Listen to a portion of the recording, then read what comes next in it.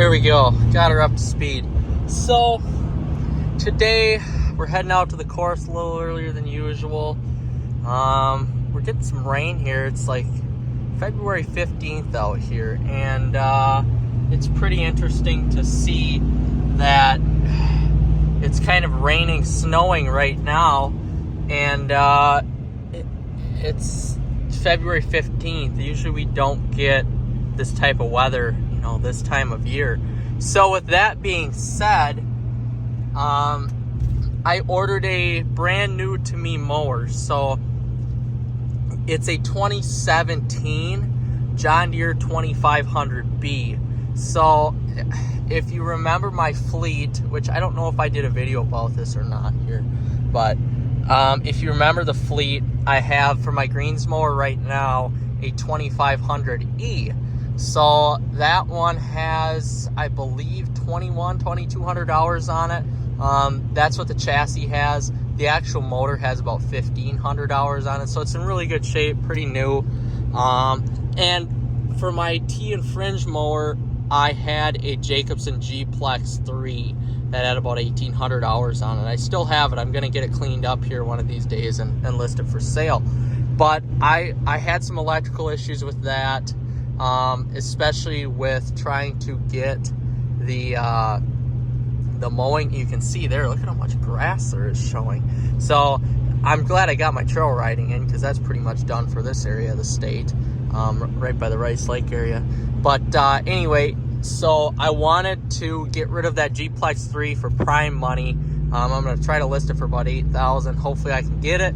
It's got low hours, needs some real maintenance done. So anyway, I want to get rid of that because I had some electrical issues with it. Voltage regulator, I don't know what's wrong with it. I believe it's a voltage regulator issue, but otherwise it runs fine. I mean, it's never left me stranded. So I wanted to match my fleet. So I got this 2500B with the Kawasaki engine, same engine as what's in my 2500E, except this engine has about 1,268 hours. And it's hydraulically driven reels instead of electric driven reels. So the pro about that is with those electric drivers, those will have to be redone here, right around 3,000-ish hours. They're going to have to be rebuilt. And with the hydraulic, you just don't have the issue. I don't know where that guy was going there, Mr. Garbage Man. With the hydraulic motors, you don't have to worry about that. Yeah, you have to worry about hydraulic leaks, but I haven't had a hydraulic leak, knock on wood, that has bothered me for a long, long time. So I'm excited about this mower. I'm going to mow at 0.130 to start the season, and we're going to kind of see here. We could be golfing in a month to 5 weeks. It's really possible here. I mean, if we get some warmer temps here in the next 3-4 weeks, there's no frost in the ground, and it's really gonna go fast, as seen here with some of the rain that we got yesterday. So with that being said, I did put a light bar on my 2500E, so I'm a little bummed out I won't get to use that as much now. But this greens mower does have lights on it, so I'm not too worried about that. I can still mow with those lights. So I bought it from Revels Turf, John Deere Revels Turf equipment. I believe this mower had to come from South Carolina, so that was quite a trek there. I'm glad I got it though. So far, it's hot. You can see it's 34 degrees out. But anyway, I had to get it from South Carolina. I did a lot of research. I've been looking for a mower like this for a year, a good year. So this was exactly what I wanted. I wanted to try to find a diesel, but those are so tough to find that I just settled on this 2500B. So hopefully I have good luck with it, and I'm excited about the mower because I do have a backup mower, which is a old Ransom's triplex that I verticut with, and I also use, like I said, as a backup to do greens or tee boxes or anything like that. But I am gonna primarily use that as my backup now, for sure. Last year I was actually mowing with it because of those issues with the Jacobson and the issues with my 2500E that I've had. That 2500E is a great mower, but it seems like I've got an issue with it every year that I'm stuck without a greens mower for 2 weeks. So I need this 2500B to interchange reels with. So I'll be able to interchange tee and fringe reels alongside my greens ones without damage to the greens reels. And it should work seamlessly like that if I have an issue with that 2500E. And my thoughts on that are to start using growth regulators, like a progressive growth regulator, to essentially use that 2500E less to extend the life of it. I haven't done that the last few years because I just want to, that was about the only thing I didn't have experience in when I bought the course, was spraying chemicals and fertilizers. So now that I feel very comfortable with it, I just had a tune-up on my sprayer. I feel like I'm gonna start to apply PGRs, and hopefully that should help with the actual amount that I have to mow. You know, I'm always short on time. It seems like I'm always short on time, and I do like to do a lot of the maintenance outside myself because that golf course is, you know, that's what I bought it for. So with the PGRs used on tee boxes, possibly fairways and greens, for sure greens, I want in the peak season, I want to plan to be mowing tees and fringes 2 days a week. So that's most likely going to be Tuesday and Friday. And then we're just going to see how it goes. For greens, look at how bad these roads are. Oh my God. Again, these fucking roads. Jesus Christ. For greens, I want to be mowing probably 5 days a week and rolling the other 2 with the PGR. Now that we're just going to see how that goes. And again, these roads. Oh my God. They got to fix these before I get my bends out. Oh. So anyway, back on topic here. Hopefully that's going to reduce the amount of mowing I have to do with my greens mower, with that new mower as well, because I want these mowers to last the long haul. If I can get 10 years use out of these mowers, which really with the hours on both of them, there's no reason why I can't. I think that's going to be for the better. And if it costs me a little bit more to use the PGRs per season than what I'm already spending, theoretically that should equal out into the usage of the machines. So at the end of the day, it's a wash. And at the end of the day, even though it's a wash, theoretically I'm using the equipment less, so I'm going to have less maintenance on the equipment. That's what I want. I don't always have time to work on equipment, on maintenance, especially some of the more advanced stuff. So this is really going to help out a ton with all my equipment. The less I can run it, you know, I'm all about golf course maintenance though, and making sure the golf course is perfect. That is for sure, as you'll see in the summertime when I do videos. But I'm just really excited to see how this year goes, especially with this mower, and see where it leads me. So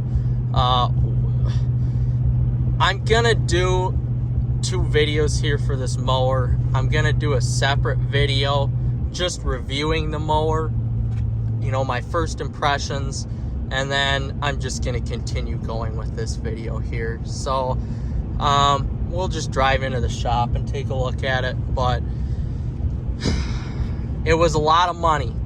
It was a lot of money, and I wasn't gonna pay the money to buy a new one. I don't know what 9-hole golf course does that. I don't have the money. I'm 25 years old.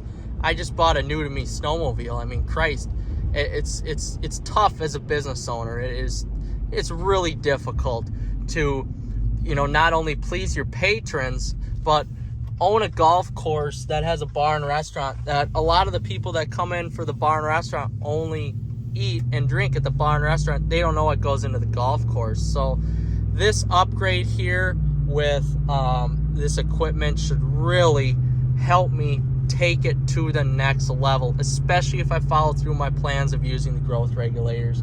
I've never done that before, but I've got a great rep who works with me about with the chemicals and ferts, so I'm really excited about that, and seeing what this year gives me. I mean, if I can save any sort of time whatsoever by using the growth regulators and not sacrificing the quality of the golf course, go me. I mean, that's all I have to say. So if hopefully we get some more snow here.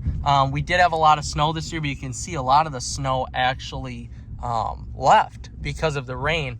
And the grass, the grass still looks pretty goddamn good, if you ask me.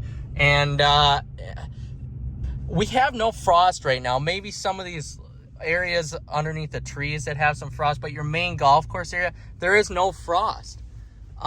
There's a layer of snow that maybe turned to ice underneath, but a lot of it was just pure snow before it got cold, and we've got that layer of frost, or that layer of snow, so there is no layer of frost. So theoretically, when the time comes here in a month, this snow is gonna have a max exodus here. So there we go. It's pretty icy out right now, but there's the mower. Just gonna pull in here. We're gonna actually give this truck a good wash today. We got to go down to Eau Claire tomorrow and pick up the sprayer. There we go. Oh, there's the new sled. Love that. But anyway, here is the new mower. I haven't had time to wash it yet. Again, this travels from South Carolina to, I believe, the Milwaukee area, and here it is. So I'm just so excited to get this mower used and see how it goes. I'm going to do a side-by-side comparison with my 2500E. This is beautiful. This is a beautiful mower. I've got rollers on the back. I've got brushes on the back to make sure there's no mess or anything. Like my old greens mower is perfect for tees and fringes, because the clicking of the adjustability, just to adjust the reel to bed knife here is a lot harder on that John Deere than it is this one. So this is really made for greens, and it's really made for that ease of access, quick going out mowing and getting it done. So the brushes here are excellent. That's another reason why I bought this. I wanted, so like I was saying here, the engine housing is even different here. So you've got storage for whatever you want to put back here, which is really cool.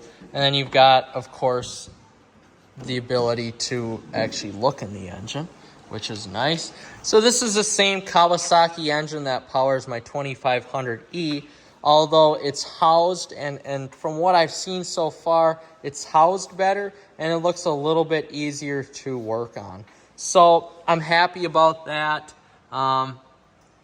My engine has been pretty good so far, although I just had, in that 2500E, I just had to replace the engine mounts on it. So hopefully that doesn't happen with this. And then there's some other stuff that went wrong with it, but not a huge deal. It was expensive to repair, so I wasn't too happy about that. But you've got adjustability here with the seat. That's better. One thing I like about these John Deeres is that this is a little bit of a different setup here, more like my fairway mower, but you've got the ability to backlap on the actual machine, so that's nice. Overall, though, I'm just really excited about this mower, and I'm excited to see what the new year brings with it. It's beautiful. It's beautiful. I was looking for a machine like this. He called me last October about it, and I was able to get it in. So I'm really hoping that this machine is the answer. I really hope it is. I can't wait to get that other one washed up and cleaned and get out of here. So we shall see how it goes.